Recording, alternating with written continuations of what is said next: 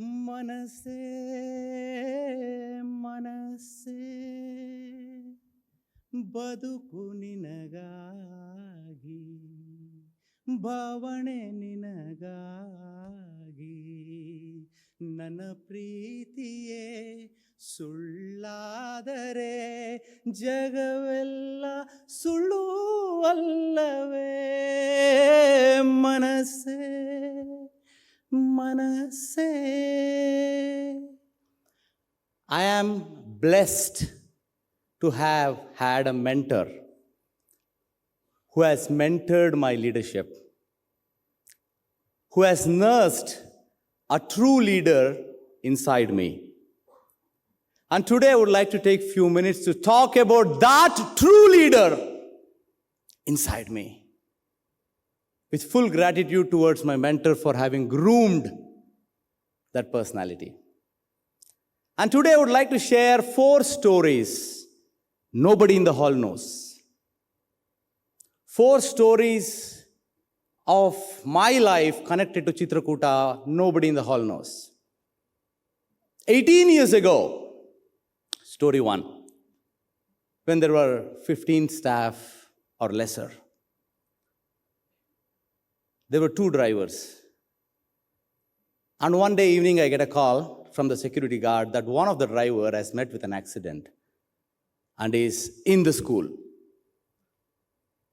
So I rush to the school. All he's telling is one word: Chitrakoota, Chitrakoota. He had met with an accident, and when people tried to ask him, who are you, what are you, all he could say was Chitrakoota, Chitrakoota.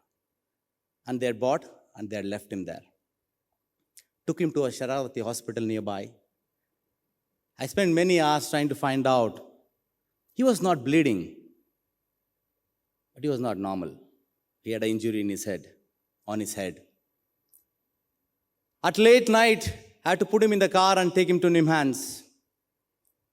There were no support staff who could support. Today, I'm a very big, powerful man. Give a call, there'll be 10 people ready to help. Took him all the way to Nimhans. Nursed him whole night. So the next day morning when the wife came, handed over him to her. It took many weeks for him to stabilize. But yet he was not sharp enough anymore to drive. So he was offered a security job for many more months so that he can be relevant to his family. Because the true leader in you should truly love, should truly care. Story 2, 15 years ago. Some of you were there. It was a staff trip. We were heading to Shimoga. It was a vehicle of 36-seater TT. There was one person coordinating to find out how many of you are coming for the trip. Because it was not a one-day trip, it was 3 nights trip. So it was a real vacation. So not everybody used to come. Some people used to not come. So there was one person who was supposed to coordinate and write down how many of them are exactly coming. She came back and said, sir, 36 people are coming. I asked her, the vehicle TT comes as 36-seater then. Please be very sure. If it's 35, it's okay. If it becomes 37, one person all the way to Shimoga will have to go standing. She was very confident and she said it's 36. All of us came, joined. Everybody were having gala time. We started in the evening. It was an overnight travel. I counted and it was 37. Everybody had fun for a couple of hours. It was a time for everybody to settle down. I knew there'll be one person who will be sleepless. A true leader in me said, if there is going to be one person who will not have seat, that should be you. That should be me. Nobody knows this story till now. Whole night I sat on the steps of the TT when all my staff, 36 of them, were comfortable all through the night. all through the 6-7 hours of that TT travel, pondering, isn't this the right thing any leader should do? At the tough time, isn't the true leader in you to take the blow? Untold Story 3. Time of COVID. A lot of Zoom works happening, a lot of stuff's happening.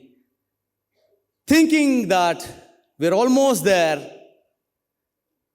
thanks to all the developed countries which continued to show how the COVID wave would be. So I was able to very clearly forecast what is going to be next 15 days, next 1 month, because they were ahead of us, even in COVID.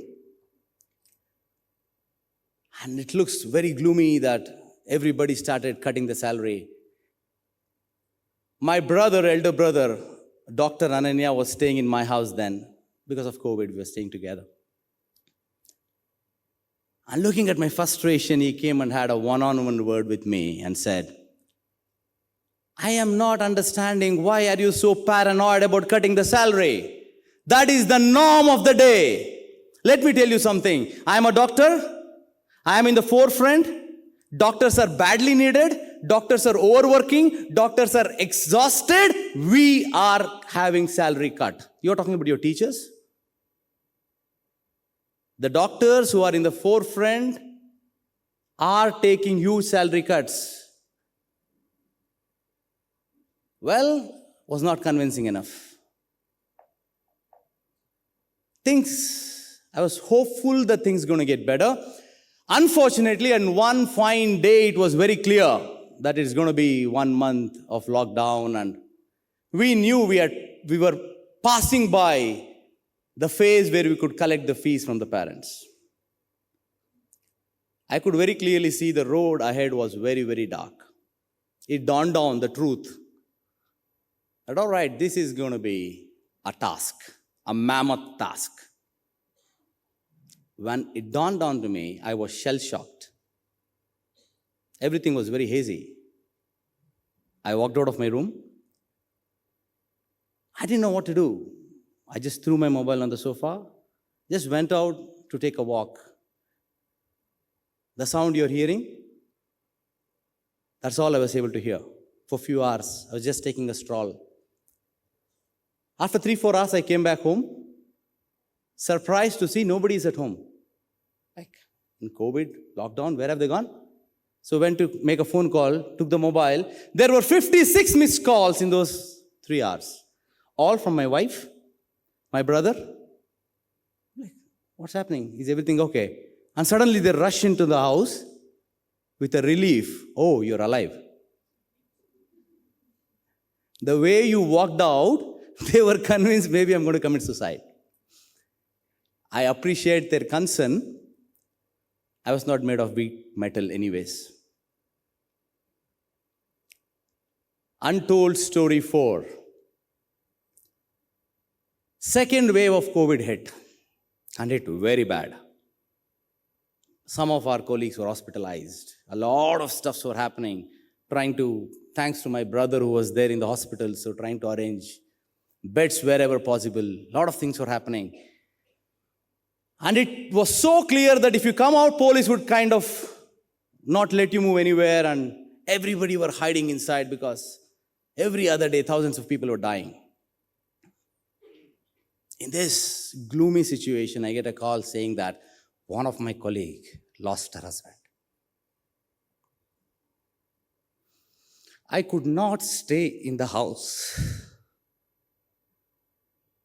knowing she's alone. I knew there would be nobody with her. And what am I for if I can't be with her?